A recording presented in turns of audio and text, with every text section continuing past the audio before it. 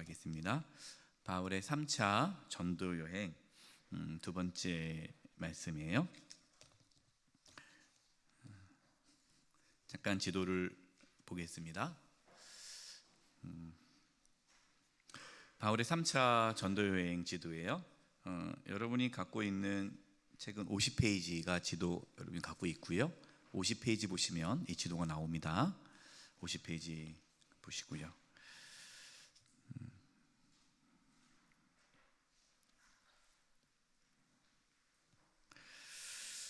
안디옥 오른쪽에 이제 안디옥에서 이제 3차 전도 여행 가는데 지도는 이렇게 나왔지만 실제적으로는 이 토레스 산맥을 넘어서 다소에 가서 그리고 더베로 간 다음에 루스드라 가서 이고니온으로 갔고요. 안디옥으로 갔습니다. 이렇게 1차 전도 여행, 2차 전도 여행지를 방문했고요. 그다음에 에베소에 도착을 했습니다. 에베소에서 이제 고린도 전서, 후서를 기록을 하죠.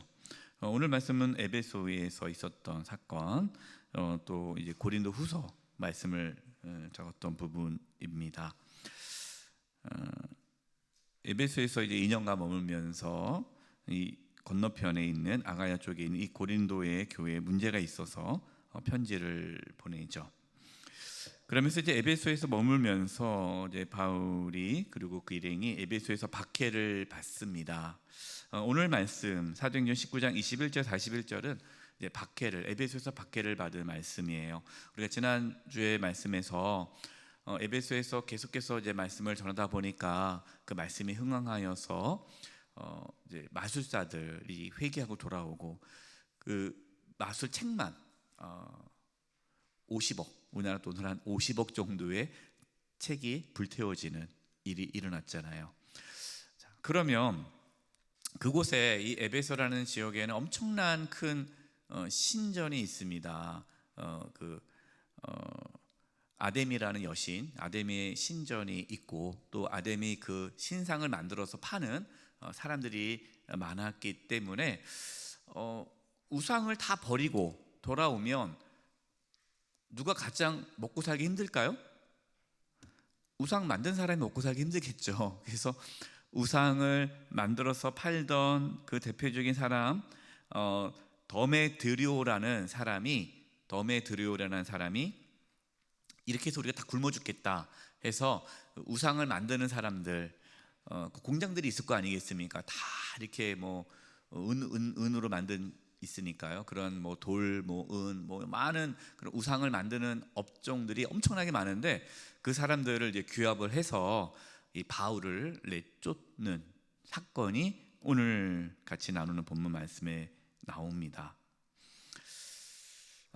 에베소에서의 박해죠. 1번 에베소에서 우상을 만드는 자들이 생계 위협을 받은 바울이 에베소뿐만 아니라 거의 전 아시아를 통하여 수많은 사람을 권하여 말하되 사람의 손으로 만드는 것들은 신이 아니라 하니 이는 그대들도 보고 들은 것이라. 이게 누가 지금 얘기하는 거예요?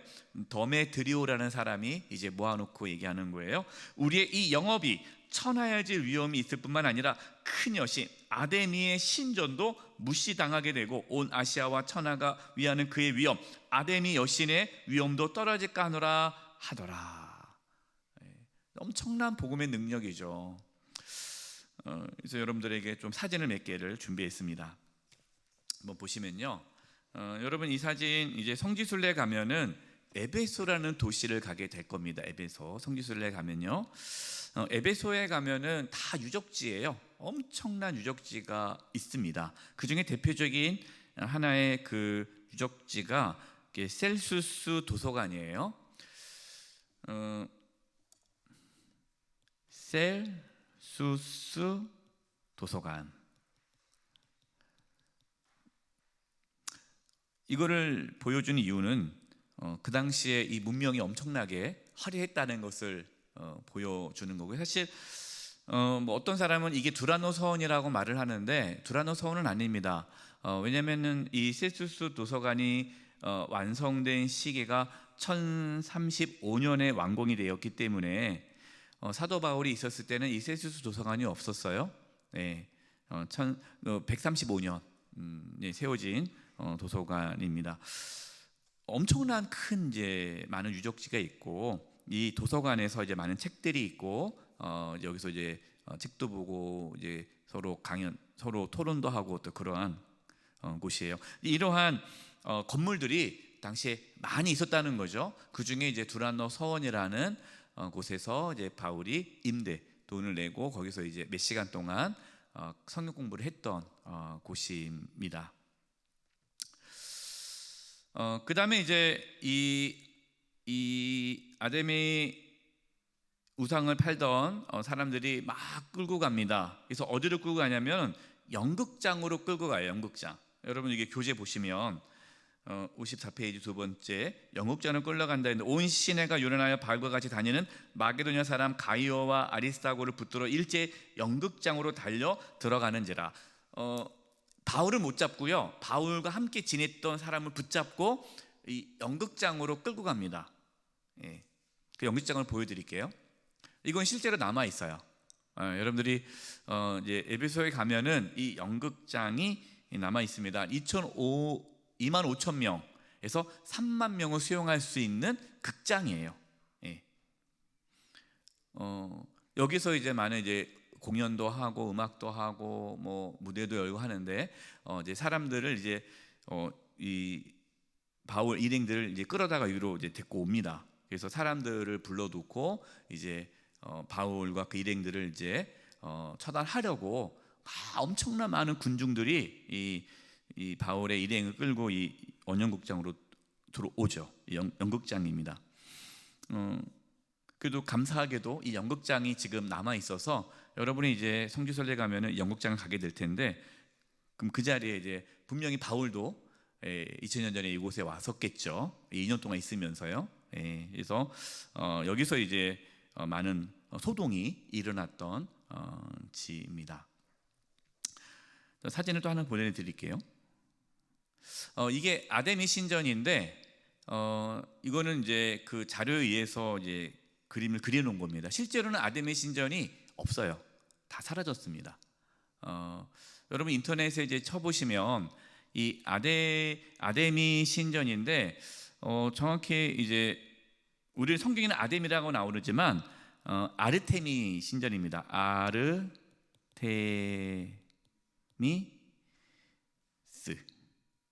아르테미스, 아데네. 성경에서는 아데네,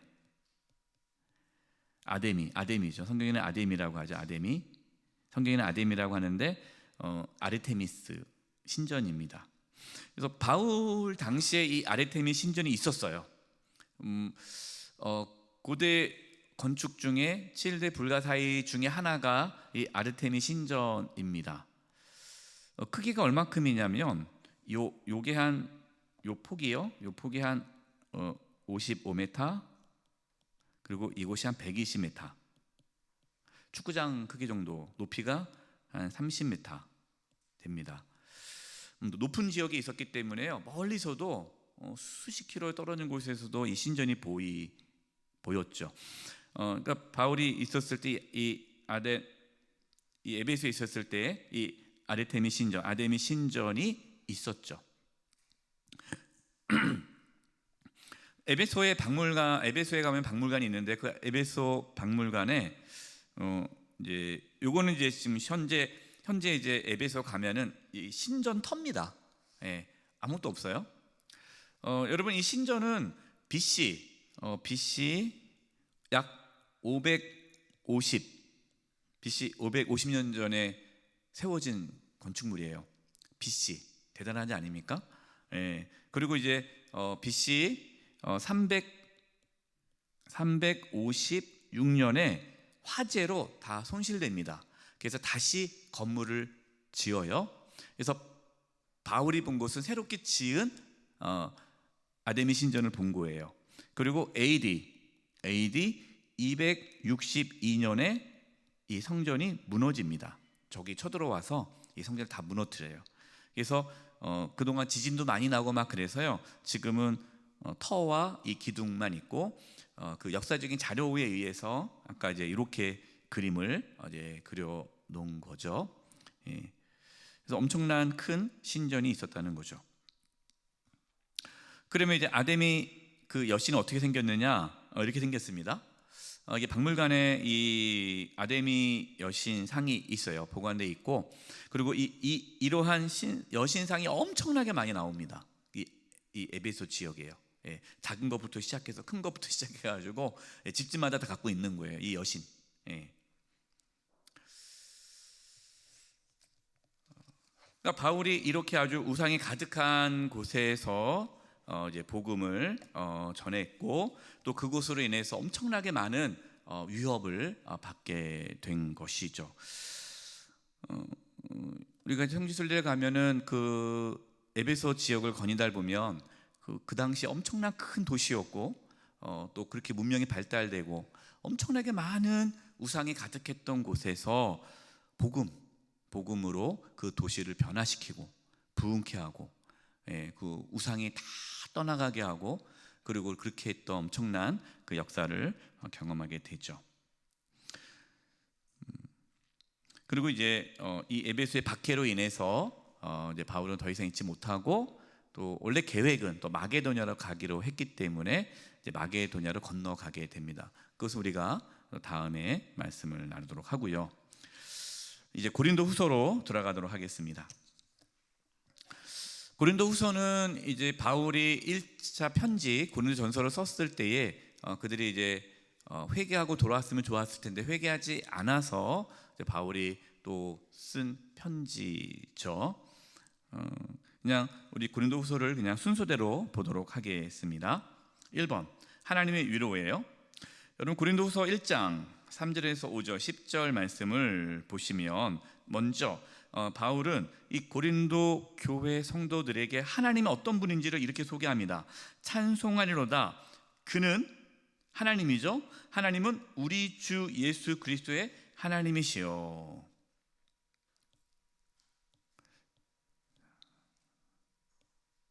보겠습니다. 그는 하나님 어떤 분이신가? 하나님은 첫째 우리 주 예수 그리스도의 하나님이시다.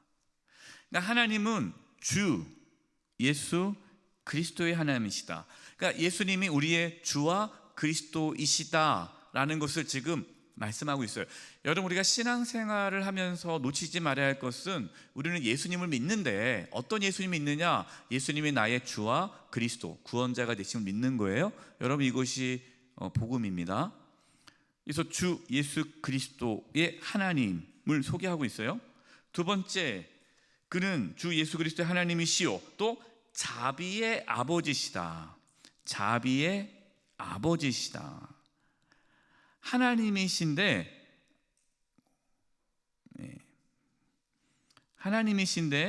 또 아버지시다라는 거죠. 우리 아버지. 어떤 아버지? 자비의 아버지. 우리를 긍휼히 여기시는 아버지시다. 세 번째, 모든 위로의 하나님이시다. 위로의 하나님이시다. 그다음 네 번째, 우리의 모든 환난 중에서 우리를 위로하사. 환난 중에 우리를 위로하세요. 여러분 하나님은 우리에게 환난을 허락하지 않는 분이 아니라 우리의 인생에 환난이 있지만 그 우리가 어떠한 환난을 겪어도 그 환난 중에 하나님께서 우리를 위로하신다는 겁니다. 위로하사 우리로 하여금 하나님께 받은 위로로서 하나님께로부터 받은 그 위로로서 그 다음에 중요해요. 모든 환난 중에 있는 자들을 능히 위로하게 하시는 분이시다. 하나님께로부터 받은 위로, 그 위로를 가지고 환난 중에 있는 자들, 이분들을 위로하게 하시는 하나님이시다. 누구를 통해서? 우리를 통해서. 이것이 이 3절에서 5절까지의 말씀이에요. 여러분 우리가 하나님으로부터 위로를 늘 받고 살아야 됩니다. 여러분, 우리가 환난 중에 우리를 위로하실 분은 하나님밖에 없어요. 그래서 우리가 막 힘들 때 사람 찾아다니지 마시고, 누가 나 위로해 줄 사람 없나, 뭐 누가 나 위로해 줄 사람 없나 막 생각나. 전화했더니 만나주지도 않고 바쁘다 그러고, 왜 나는 나를 위로해 줄 사람이 하나도 없구나 막 이렇게 생각하지 마시고, 여러분 하나님께 나아가십시오. 나가시면 하나님이 우리를 위로해 주세요.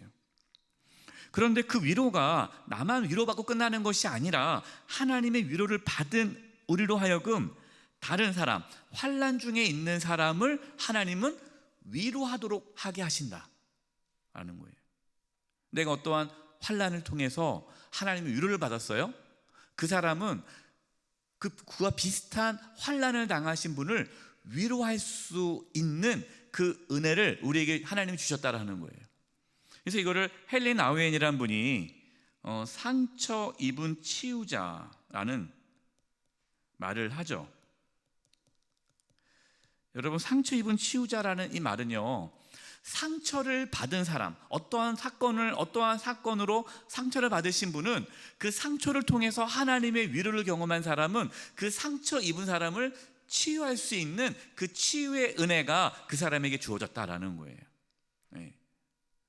그래서 여러분, 우리는요, 나만 위로받고 끝나는 것이 아니라 또 환난 중에 있는 사람에게 가서 격려하고 위로해 주는 삶을 살아야 한다는 거죠. 5절이에요. 그리스도의 고난이 우리에게 넘친 것 같이 우리가 받는 위로도 그리스도로 말미암아 넘치는도다. 우리의 고난이 크면 클수록 또 하나님께서 우리에게 주시는 위로도 크다라는 것이죠. 10절을 같이 한번 읽어볼까요? 10절 시작. 그가 이같이 큰 사망에서 우리를 건지셨고 또 건지실 것이며 이후에도 건지시기를 그에게 바라노라. 이게 무슨 말씀일까요? 하나님께서 우리를 어떠한 큰 사망에서 건지셨고, 과거죠. 건지실 것이며 현재고, 건지시기를 그에게 바라노라, 미래. 여러분, 하나님은 우리를 과거에도 건지셨고 지금도 건지고 계시고 앞으로도 건지실 거예요. 그렇기 때문에 우리는 이 말씀을 믿고 우리는 위로를 받고 살아가는 것이죠. 고린도후서 6장 6절 7절입니다. 그러나 낙심하는 자들을 위로하시는 하나님이 디도가 음으로 우리를 위로하셨으니 그가 온 것뿐 아니요 오직 그가 너희에게 받은 그 위로로 위로하고 너희의 사모함과 애통함과 나를 위하여 열심히 있는 것을 우리에게 보고함으로 나를 더욱 기쁘게 하였느니라. 바울이 고린도 교회에게 여러 가지 문제가 있고 또 편지를 보냈지만 그들이 회개하지 않고 오히려 바울을 대적한다는 이야기를 듣고 마음이 많이 속상했고 마음이 아팠는데 하나님께서 디도를 통해서 온 소식을 듣게 됩니다. 그 고린도 교회가 회개하고 다시 하나님께 나아갔다는 이야기를 듣고 하나님의 위로를 받은 거죠. 그래서 바울이 낙심한 자들을 위로하시는 하나님, 내가 낙심했는데 하나님이 나를 또 이렇게 위로해 주셨다는 고백입니다.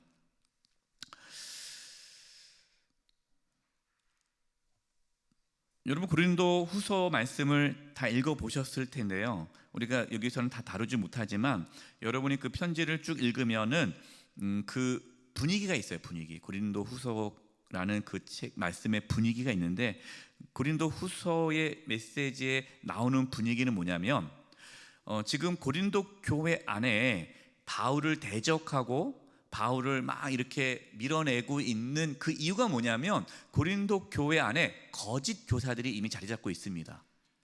거짓 교사들이 아주 유창한 말로 현혹을 시켜요. 그래서 고린도 교회 성도들은 이 거짓 교사의 말에 확 미혹당해가지고 야, 이들이 진짜다 생각하는 거예요. 이 거짓 교사는요 계속 이간질을 시킵니다. 바울이 사도가 아니다. 바울보다 우리가 더 뛰어나다. 자꾸만 이렇게 해서 자기들을 막 포장하고 과장하고 자기들이 더 영적으로 뛰어나고 막 그러면서 그리고 고린도 교회 성도들을 이렇게 잘 챙겨주고 하면서 그들의 마음을 고린도 교회 마음을 이 거짓 교사에 다 사버립니다.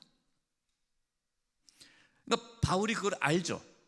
알지만 그 거짓 교사들, 그다음에 그 거짓 교사들의 미혹에 빠져서 바울을 대적하고 막 그렇게 했던 사람들과 싸우지를 않아요. 싸우지 않고 끝까지 바울은 물론 그 거짓 교사들을 치리해야 된다는 걸 얘기하고, 그리고 거짓 교사에 미혹됐던 그 성도들을 치리해야 한다는 것을 얘기를 하지만, 그 치리가 죽이기 위한 치리가 아니라, 분노에 의한 치리가 아니라 교회를 바르게 세우기 위한 치리로 얘기하고, 그들을 끝까지 사랑하고 용서해야 한다는 말씀이 나옵니다. 그들이 회개하면 다시 받아줄 것을 얘기를 하고 있어요. 이 말씀을 제가 장황하게 말씀을 드리는 이유가 뭐냐면, 여러분 교회 안에, 우리 교회는 여러분 그걸 경험하지 못했지만 지금 한국 교회에 싸우는 교회들이 많아요. 그 싸우지 않습니까? 싸우면 절대 용서를 안 합니다. 누가 나갈 때까지 싸워요. 아니면 죽기 살기로 싸운단 말이에요. 다툴 수 있어요. 싸울 수 있어요. 뭔가 우리가 정말 올바른 거를 되찾기 위해서 자기 의견을 주장할 수 있지만, 여러분 우리는 서로 죽이기 위해 싸우는 건 아니죠. 그 분노로 싸우는 분이 있단 말이에요. 처음에는 하나님의 뜻을 위해 싸운다 하지만 시간이 지날수록 분노가 가득해요. 왜냐하면 저 상대방이 나를 모욕했기 때문에. 그래서 처음에는요 그렇게 안 싸우다가 막판에는 막 죽기 살기로 싸우는 이유가 뭐냐면요, 감정 싸움입니다. 나에게 어떻게 그런 말을 하냐고 막 그러면서 막 그렇게 되면은 사탄이 그 교회를 무너뜨리는 거죠. 그러니까 바울은 그것을 알기 때문에 이 싸움이 영적인 싸움이고 배후 세력이 사탄이 있다는 걸 알기 때문에 그 성도들에 대한 분노의 감정이 없고요, 그 성도들이 하나님께 돌아오기를 계속해서 기도하면서 말씀을 전하는 것을 볼 수가 있습니다.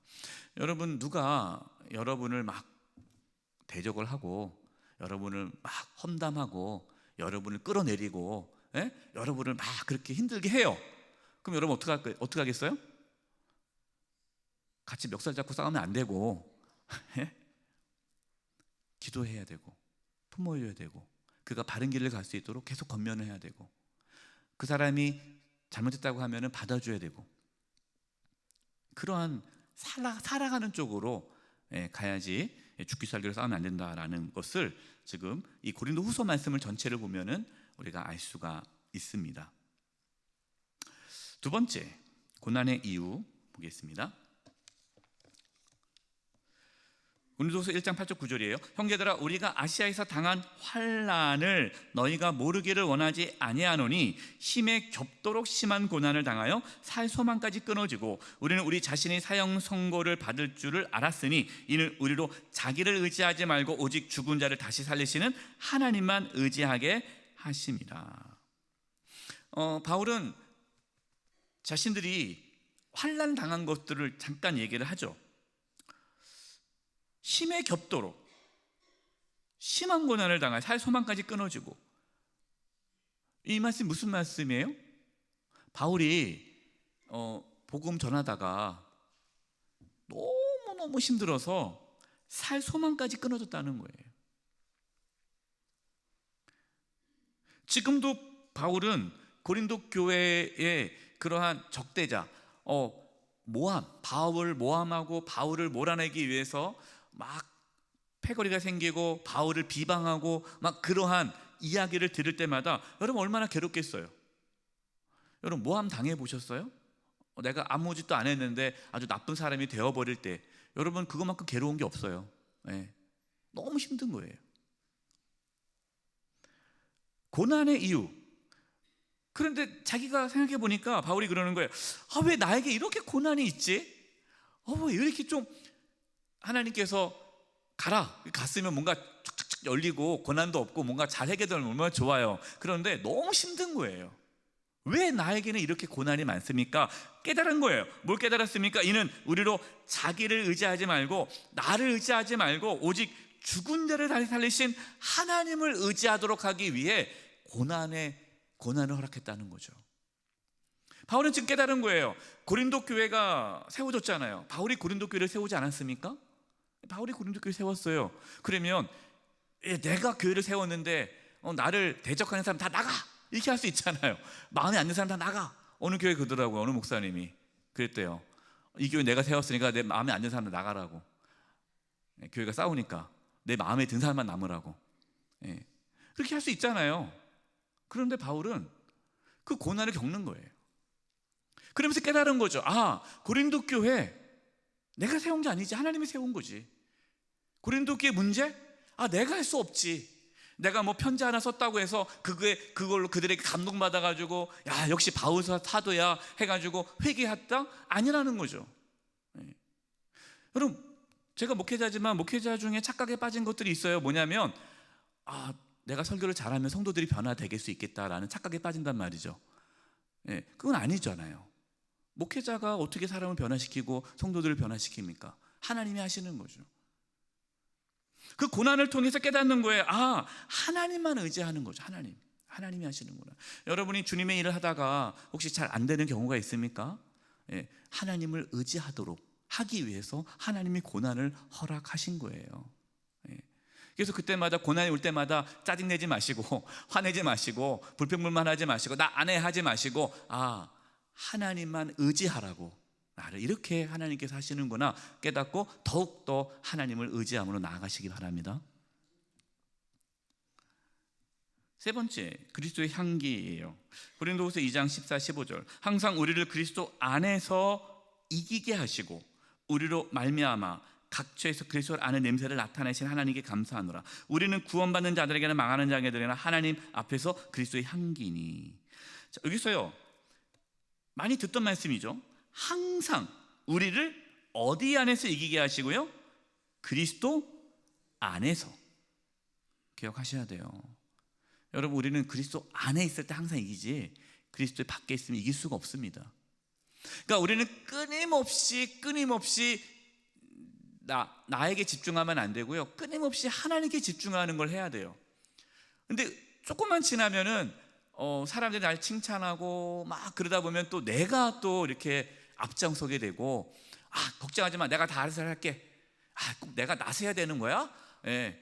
내가 나서지 않으면 일이 안 돼? 하면서 또 막 이렇게 또 나서고. 여러분, 그러면 안 된다는 거예요. 그리스도 안에서 이기게 하신다.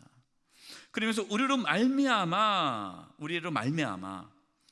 각처에서 그리스도 안의 냄새를 나타나게 하신 하나님께 감사한다.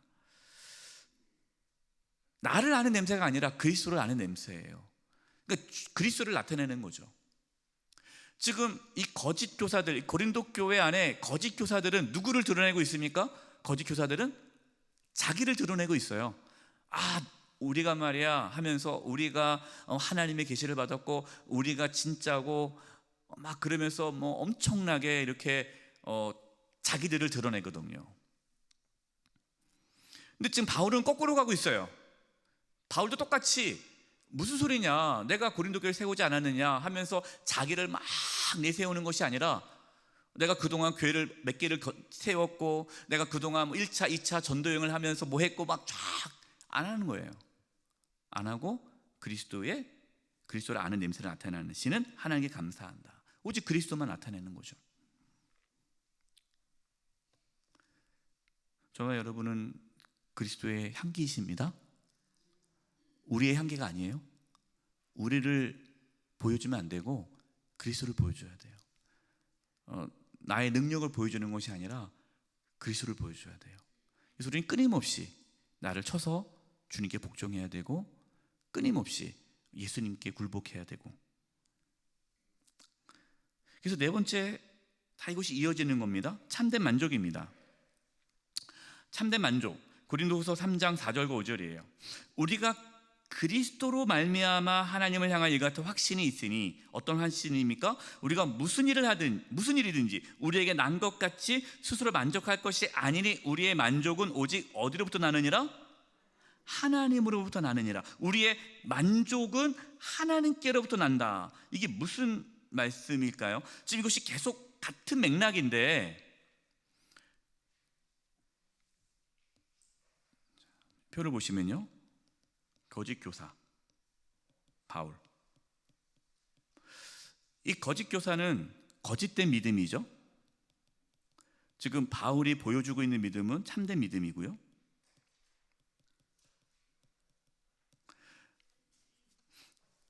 이 거짓 교사들은 누구를 지금 자랑하고 있습니까? 자기를 자랑하잖아요.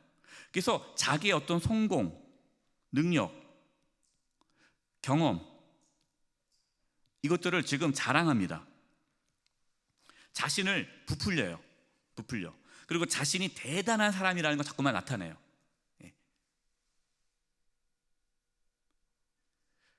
그리고 그 자기의 모습, 여기에 만족하는 거예요. 뿌듯해. 내가 뭘 했어. 나 괜찮네. 막 뿌듯한 거야 내가. 여러분 그런 거 있어요? 이렇게 여러분이 뭘 맡았는데 여러분이 잘 해냈어요. 또 사람들이 너무 잘하셨어요. 그러니까 막 내 스스로도 내가 뿌듯해. 그래서 역시 내가 잘했어. 그 거짓 교사는요, 이 만족을 어디로부터 갖고 오는 겁니까? 자기로부터 만족을 갖고 와요. 자기로부터. 세상은 자기로부터 만족을 갖고 오게 합니다. 그래서 뭔가 성공하고 성취하고 일을 잘 해놓으면 만족스럽고 뿌듯해하고 기뻐해요. 그런데 일이 잘 안 돼요. 실패해요. 성공 못해요. 그러면 그 만족을 잃어버리겠죠. 좌절하게 되고 낙심하게 되고 포기하게 되고 나는 아무것도 할 수 없는 쓰레기야 하면서 스스로를 그냥 무가치한 존재로 만들어버리는 것. 여러분 이것이 세상의 삶의 모습이에요.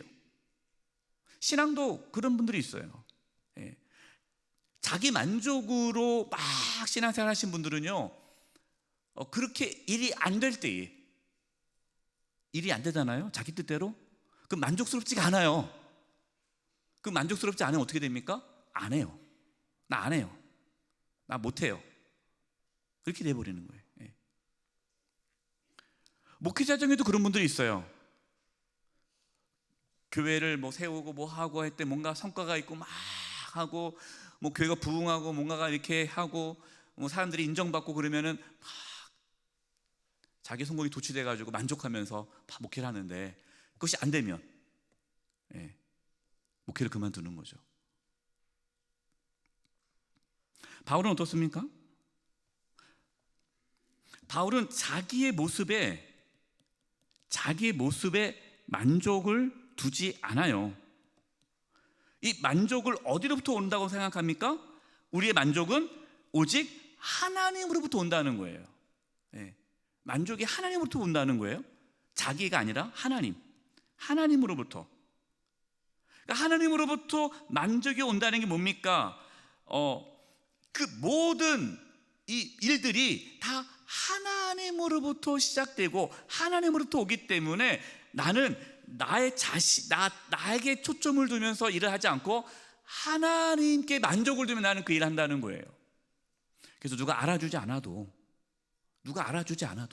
칭찬해주지 않아도 막 일이 화려한 게 없어도 그래도 하나님은 아시니까, 그리고 하나님께서 그 일을 한다는 믿음 안에서 나는 만족하면서 감사하면서 살아가는 거예요.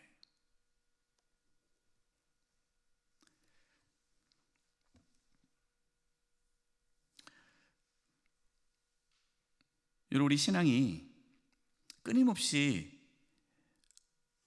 자기 중심이냐 하나님 중심이냐 이것으로 갑니다. 여러분의 그 신앙의 만족, 여러분의 삶의 만족, 그 뿌듯함, 의미, 그걸 어디서 여러분 찾습니까? 하나님으로부터 찾을 수 있기를 바랍니다. 하나님으로 내가 만족한 거예요.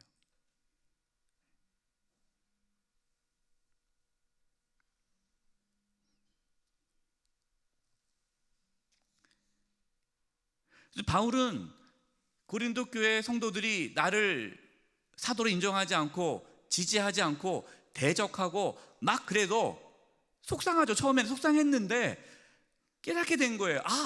나의 만족이 하나님께부터 오지. 그래, 고린도 교회 나를 통해서 하나님께서 세우셨고 그 교회를 하나님이 세우셨는데 나는 감사하지. 나를 알아주지 않아도 자기는 만족하는 거예요. 근데 자기에게 만족을 두시는 사람들은 어때요? 그 교회 성도들이 자기를 인정해 주지 않으면 못 견디는 거죠. 만족스럽지 않은 거예요.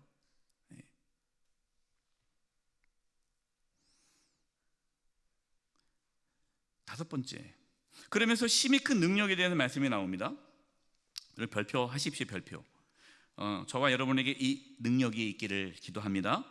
우리가 이 보배를 질그릇에 가졌으니, 이 보배가 누굽니까? 예수님이에요.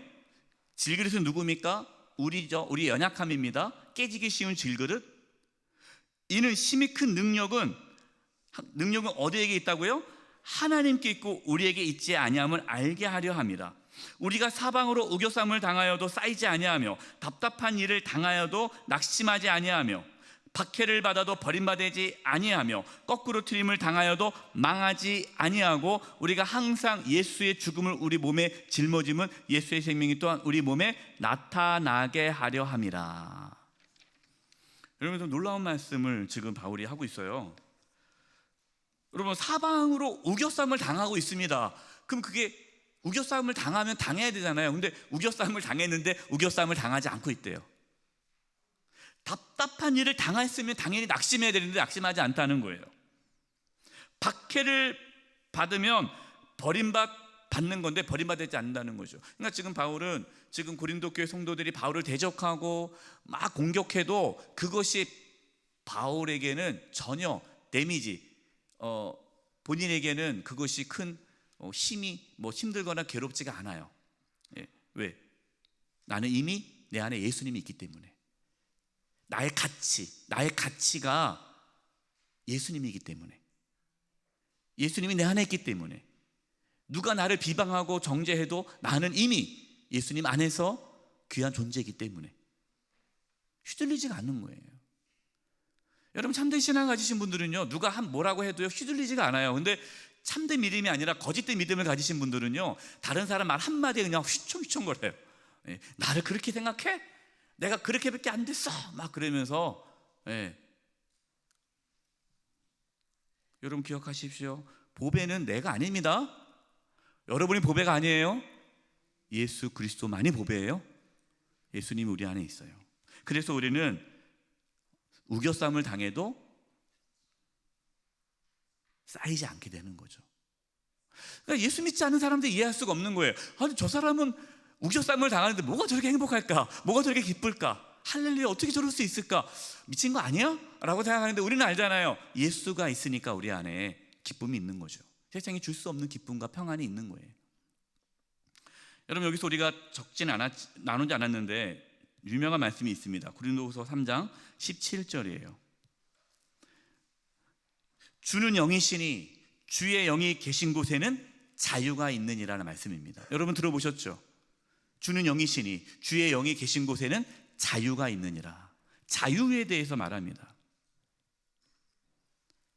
그리스도 예수 안에 있는 자에게는 성령이 있기 때문에 성령이 우리를 자유케 한다는 거예요. 여러분, 이 자유가 무엇일까요? 죄로부터 자유일 수도 있고요, 우리가 어떠한 상황에서도 그것으로 지배를 받지 않는 자유함이 있다는 거예요. 그래서 여러분, 참된 신앙은요 자유함이 있습니다. 그래서 누가 뭐래도 그냥 가요. 흔들리지 않아요.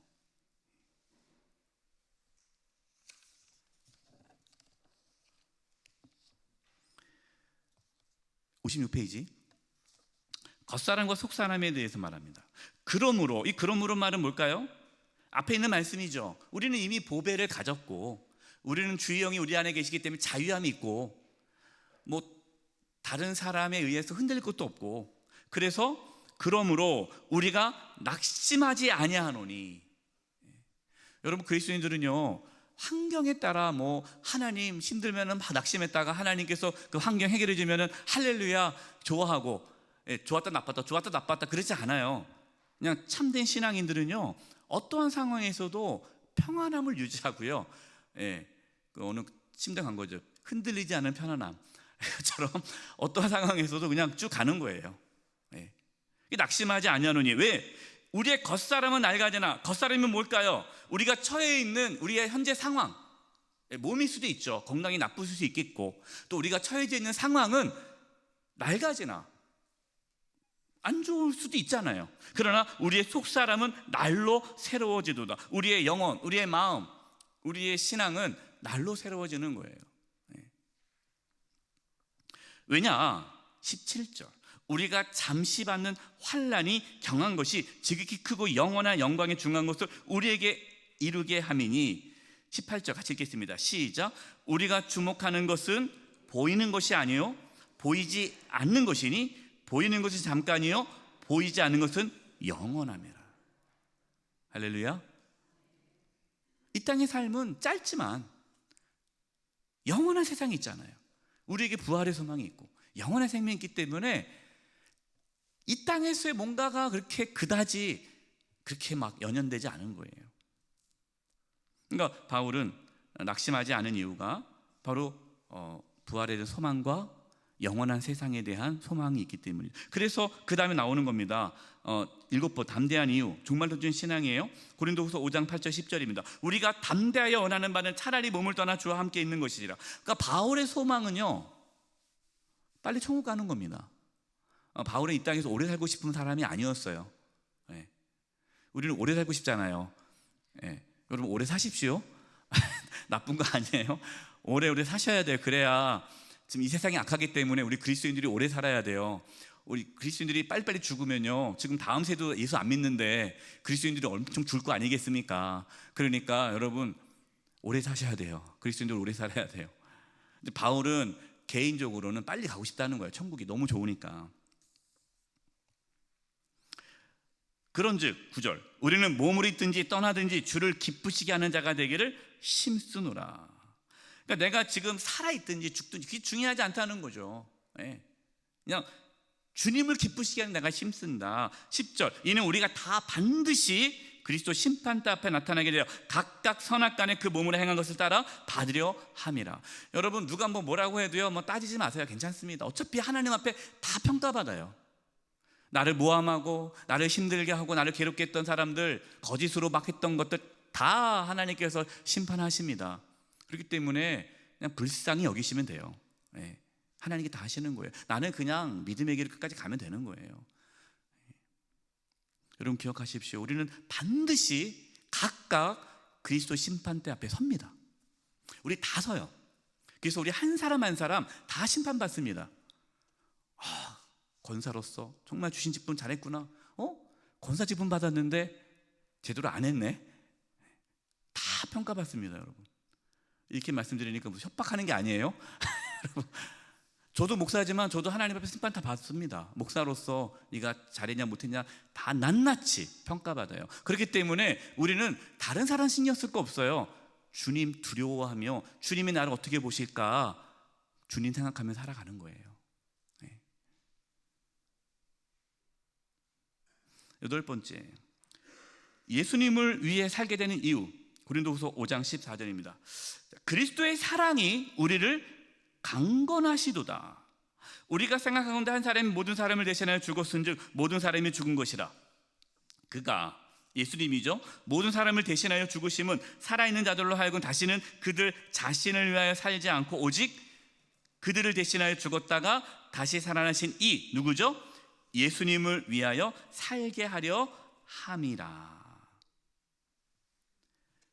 여러분 이것이 참된 신앙인의 모습이에요. 거짓된 신앙의 모습, 거짓된 신앙은 뭡니까? 누구를 위해서 신앙생활을 합니까? 누구를 위해서 합니까? 자기를 위해서 살아요. 그러니까 자기를 위해서 예수님 믿는 거예요. 자기를 위해서 교회 생활하는 거예요. 그러니까 자기가 조금이라도 도움이 안 되면은 교회를 떠나는 거예요. 모든 기준이 자기예요. 여러분 이건 가짜입니다. 가짜. 진짜는 어떻습니까? 그리스도를 위해 살아요. 그리스도를 위해서. 그래서 예수님을 위해 사는 자가 참된 그리스도인이에요. 여러분 예수님을 위해 살고 싶습니까? 여러분 마음에 예수님을 위해 살고 싶은 마음이 있습니까? 그건 진짜예요. 근데 예수님을 산다는 게 왠지 좀 아깝고 내 인생이 좀 아까운 것 같고 이거 광신자 아니야? 목사님 교회 생활 열심히 하라고 또 너무 이렇게 몰아가는 것 같은데 막 그렇게 이게 예수님을 산다는 것이 와닿지가 않아요. 그 이유가 뭐냐? 여러분 지금 그리스도의 사랑, 그리스도의 사랑이 우리를 강건하신다는 거예요. 그리스도의 사랑이 우리로 하여금 예수님을 위해 살아가도록 이끌어 가신다는 거예요. 그러니까 내가 그리스도를 위해 사는 것이 아니고요, 그리스도의 사랑이 우리 가운데 부어지니까 그리스도의 사랑이 나로 하여금 그리스도를 위해, 주님을 위하여 살아가도록 이끄신다라는 겁니다. 그리스도의 사랑이 없으면 주님을 위해 살 수가 없어요. 그리스도의 사랑이 뭡니까? 복음이죠, 복음. 그래서 여러분, 복음을 경험한 사람은요, 복음의 삶을 삽니다. 복음의 삶이 뭐예요? 예수 그리스도를 위해 사는 삶이죠. 근데 복음을 경험하지 못했어요. 그리스도의 사랑을 경험하지 못했어요. 그런데 자꾸만 그 사람에게 주님을 위해 사십시오. 그럼 그분은 부담이 되죠. 그래서 새 가족에게 뭐 이것 해라 저거 해라 하지 마세요. 그분 교회 떠납니다. 부담스러워요. 교회 전에 있는 교회에서 왜 나왔게요? 자꾸 부담 주에 나왔는데 또 여기 이 교회도 또 부담 주네? 또 떠나는 거예요. 그리스도의 사랑을 경험하기 전까지는 여러분 부담을 주면 안 돼요. 그러나 그리스도의 사랑이 경험되면 하지 말라고 그래도 막 뭔가 하고 싶어요. 그게 참된 신앙의 모습이에요. 그리스도의 사랑. 9번째, 화목하게 하는 직분입니다. 고린도후서 5장 17절에 19절. 그런즉 누구든지 그리스도 안에 있으면 새로운 피조물이라. 여러분, 새로운 피조물이 어떤 피조물입니까? 그 전에는 누구를 위해 살았어요? 자기를 위해 살았잖아요. 자기를 위해서. 그런데 새로운 피조물이 됐어요. 그리스도를 위한 사람으로 이제 완전히 새로운 존재가 돼버렸어요. 근데 어디 안에서요? 그리스도 안에 있으면. 이 그리스도 안에 있다는 게 뭘까요? 그리스도의 사랑을 경험하면. 여러분, 예수님 안에 있다는 것은요, 예수님의 사랑 안에 있는 거예요. 주님의 사랑. 내가 주님의 사랑을 경험하면 새로운 피조물이죠. 이전 것은 지나갔으니 보라 새 것이 되었도다. 모든 것이 하나님께서 났으며 그가 그리스도를 말미암아 우리를 자기와 화목하게 하시고 또 우리에게 화목하게 하시는 직분을 주셨으니 곧 하나님께서 그리스도 안에서 계시사 세상을 자기와 화목하게 하시며 그들의 죄를 그들에게 돌리지 아니하시고 화목하게 하는 말씀을 우리에게 부탁하셨느니라. 화목이라는 말이 나오죠. 여러분, 화목이 뭡니까? 원수된 것이 화해된 게 화목이잖아요. 우리는 예수 그리스도로 말미암아, 예수님으로 말미암아 하나님과 우리가 화목됐죠. 그렇죠? 우리는 하나님과 화목하게 됐어요. 그 말은 하나님의 자녀가 되었고 하나님을 만나게 되었고 하나님과의 관계가 회복되었죠. 하나님과 화목하게 된 것이, 이것이 복음이죠. 복음. 우리는 예수 그리스도로 말미암아 하나님과 화목하게 되었다. 이게 복음이에요. 그래서 구원받은 거죠. 하나님의 자녀가 된 거죠. 그런데 이것을 우리만 화목하게 하는 것이 아니라 이 화목의 말씀을 우리에게 주셨다. 그래서 화목하게 하는 직분을 우리에게 주셨다. 여러분, 이것이 우리의 사명이에요. 사명. 이거는 목회자만 아니라 모든 그리스도인의 사명입니다. 화목하게 하는 직분을 주셨어요. 이것이 뭡니까? 우리가 어떻게 다른 사람을 하나님과 어떻게 화목시킵니까? 복음. 이것이 화목하게 하는 말씀을 우리에게 부탁하셨다. 화목하게 하는 말씀이 복음이에요. 복음. 복음을 통해서 그 사람이 하나님과 화목하게 되는 거죠. 그래서 우리에게 땅끝까지 이르러 내 증인이 되리라, 예수님을 전하라라는 것이, 예수님이 화목제물로 오셨잖아요. 그래서 우리가 화목하게 하는 것이 복음을 전하는 거예요. 여러분, 우리가 새생명 초청주의를 하는 이유는요, 우리에게 화목하게 하는 말씀을 우리에게 부탁하셨단 말이에요. 맡기셨단 말이에요. 그래서 우리는 그 일을 하는 거예요. 이게 전도입니다. 10번째, 하나님의 뜻대로 하는 근심. 내가 지금 기뻐하면 너희로 근심하게 하는 까닭이 아니요 도리어 너희가 근심함으로 회개함에 이른 까닭이라. 너희가 하나님의 뜻대로 근심하게 된 것은 우리에게서 아무 해도 받지 않게 하려 함이라. 하나님의 뜻대로 하는 근심은 후회할 것이 없는 구원에 이르게 하는 회개를 이루는 것이요 세상의 근심은 사망을 이루는 것이라. 근심은 두 가지가 있죠. 하나님의 뜻대로 하는 근심이 있고, 세상의 근심이 있습니다. 여러분, 우리가 말씀을 들으면 근심이 돼요. 내가 정말 예수를 잘 믿는 건가? 내가 이렇게 신앙생활을 될까? 잘못한 거 아니야? 어떻게 하면 내가 제대로 신앙생활을 할 수 있지? 고민이 생긴단 말이에요. 고민. 그러면서 근심하지 말라는데 자꾸 맨날 근심이 생기지? 여러분, 하나님께서 주신 하나님의 뜻에 대한 근심은 우리로 하여금 회개케 합니다.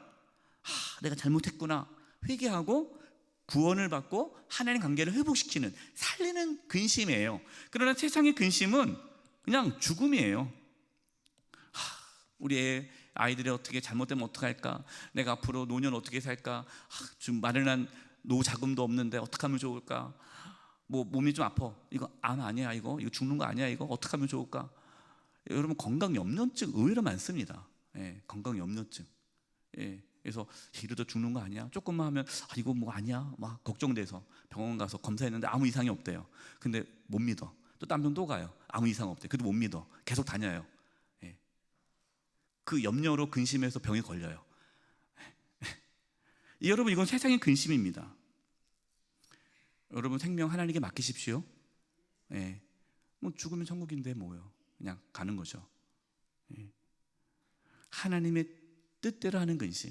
내가 어떻게 예수님을 잘 믿을까? 내가 정말 내가 하나님 앞에 섰을 때 내가 하나님 앞에 칭찬받을 수 있을까? 칭찬받지 않을까라는, 여러분, 그 근심으로 살아가시기 바랍니다.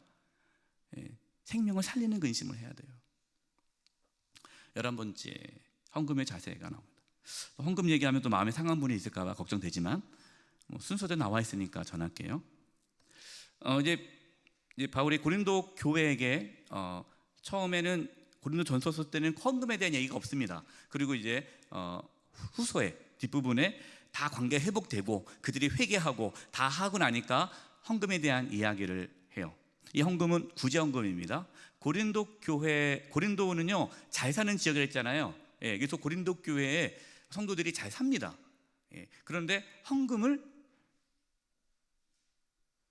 잘 안 해요. 왜냐하면 고린도 지역은요 이 돈에 대한 집착이 강한 동네입니다. 그렇기 때문에 헌금을 잘 안 해요.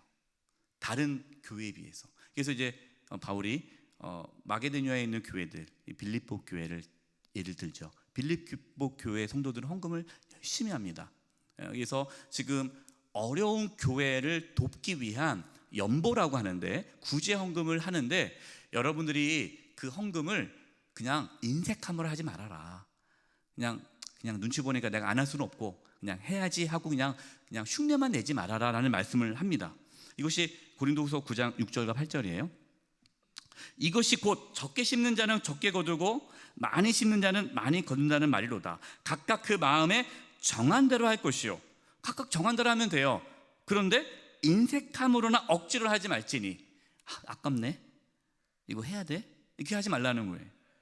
억지로 하지 말라는 거예요. 하나님은 즐겨내는 자를 사랑하시느니라. 하나님은 능히 모든 은혜를 너희에게 넘치게 하시나니 이는 너희로 모든 일에 항상 너희 모든 것이 넉넉하여 모든 착한 일을 넘치게 하려 하심이라. 여러분, 절개 헌금을 내실 때 미리미리 준비하세요. 여기도 고린도후서 말씀 보면은 헌금을 준비하라고 합니다. 그때 가서 하지 말고 미리미리. 그래서 어떤 분들은요 추수감사 예물을요 1년 준비하시는 분들이 있어요. 1년 매달 모아서 하나님께 드립니다. 액수가 크고 적고가 아니라. 근데 어떤 분들은 벌써 뭐 내일이 추수감사 주일이야? 그럼 헌금해야 되네? 그러면 그냥 그래도 나요. 내일이는. 어떤 분은 예배 드릴 때 와서 헌금이네. 또 지갑 여니까 5만 원짜리 있어요. 만 원짜리 있어요. 그럼 그거 넣어서 그냥 내는 거죠.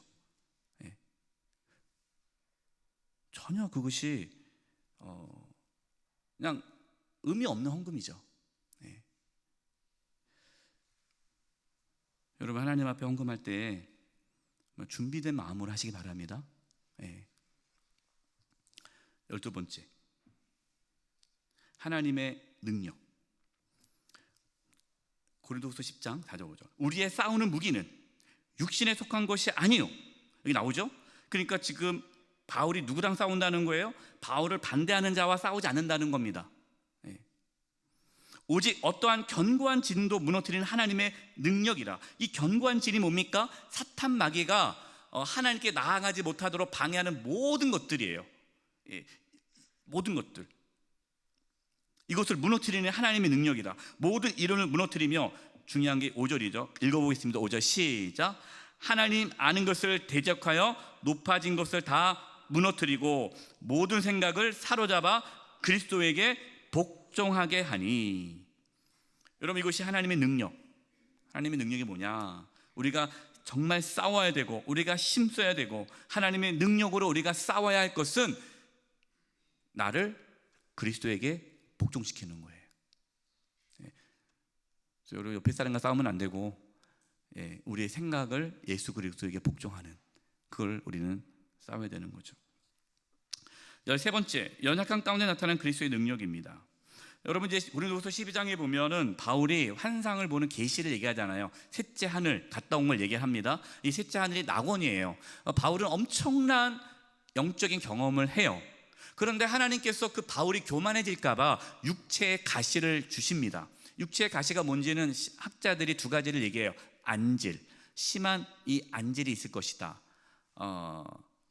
그래서 늘 눈곱이 끼고 막 눈물 흘리고 막 눈도 잘 안 보이고 그래서 좀 보기가 안 좋았겠다. 두 번째는 간질, 바울이 그냥 막 거품 물고 쓰러지는 어떤 그런 간질이 있었을 것이다 라고 얘기를 합니다. 여러분, 육체에 가시가 있어서 바울은요 괴로웠어요. 왜냐하면 그걸 가지고 거짓 교사들이 뭐라고 얘기하냐면, 바울 봐봐, 바울 막 눈도 안 좋고 막 쓰러지고 뭐 말도 제대로 못하고 너무 형편없어 보이잖아. 볼품 없잖아. 하나님이 저 사람 쓴다면 다 고쳐줄 텐데 왜 안 고쳐주냐. 저런 별 볼일 없는 사람이야 라고 계속 바울을 공격하거든요, 이 육체의 가시를. 그래서 바울이 기도하는 거, 하나님 이게 덕이 되지 않습니다. 제가 뭔가 좀 깨끗하고 뭔가 이렇게 좀 건강해야 좀 남들 앞에서 좀 면이 서지. 이렇게 아픈데 내세울 것도 없고 이런데 너무 그렇지 않습니까? 여러분도 그렇지 않겠어요? 어느 분이 그러더라고요. 목사님 건강하셔야 돼요. 그래서 감사합니다. 알고 보니까 목사님 건강하지 않으면 은혜가 안 돼요. 목회자는 아프면 안 돼. 아프면 은혜가 안 돼요. 목사님 요즘 기도 안 하시나 봐. 감기 걸리시네. 그러니까 이거는 뭐 완전히 목회자는 아파서도 안 되고 아무렇지도 않아요. 늘 퍼펙트해야 돼요. 그래야 하나님 쓰시는 거고. 그래서 목사님이 안 걸렸다 그러면 목사님 죄 많이 지셨나 보다. 우리가 모르는 죄가 있나 보다. 여러분, 이것은 상당히 비성경적인, 그거는 잘못된 생각이에요. 목사님이 암이 걸렸어요. 어떻게 해야 돼요? 기도하고 치료 잘 받도록 해줘야 되잖아요. 그래서 어느 교회는 목사님 안 걸렸습니다 그러면은 열심히 목사님 치료받도록 하는 교회가 있고, 어떤 교회는 목사님 사임하시죠. 그런 교회가 있어요. 목사님 암이라니까 사임하라는 거예요. 우리 교회는 건강한 목사님 필요하다고. 그 교회가 아니죠. 바울이 그것 때문에 얼마나 많은 공격이 있었겠어요. 그러니까 낫게 해달라고 계속 기도하는 거예요. 근데 하나님께서 안 고쳐주세요. 3번이나 기도했습니다. 하나님께서 안 고쳐주십니다. 그러면서 뭐라고 말씀하십니까? 그것이 나에게 이르시기를 하나님께서 말씀하시는 거예요. 내 은혜가 내게 족하다. 하나님의 은혜가 내게 족하다. 이는 내 능력이 약한 데서 온전하여 짐이라 하신지라. 그러므로 도리어 크게 기뻐함으로 나의 여러 약한 것들에 대하여 자랑하리니. 거짓 교사들은 자신들이 어떤 능력을 자랑했는데 바울은 반대로 나의 연약함을 자랑한다는 거예요. 왜냐하면 이는 그리스도의 능력이 내게 머물게 하려 함이라. 그러므로 내가 그리스도를 위하여 약한 것들과 능력과 궁핍과 박해와 권고를 기뻐하느니 이는 내가 약한 그때의 강함이라. 여러분, 이 말씀은 오해하지 마세요. 그래서 내가 약해야 강해지는 것이 아니라, 이 말씀은 자기를 의지하지 않고 예수 그리스도를 의지하며 살아갈 수밖에 없는 연약한 나의 모습이 하나님께 감사하다는 고백이죠. 제일 안 좋은 거는요, 약한데 자기를 의지하며 사는 사람이 제일 안 좋은 케이스예요. 약한데도 하나님을 붙잡지 않고 살아가는 사람. 여러분, 우리는 그리스도의 능력을 붙잡고 살아가야 됩니다. 58페이지. 자신을 확증하라. 고린도후서 13장 5절 같이 읽겠습니다. 시작.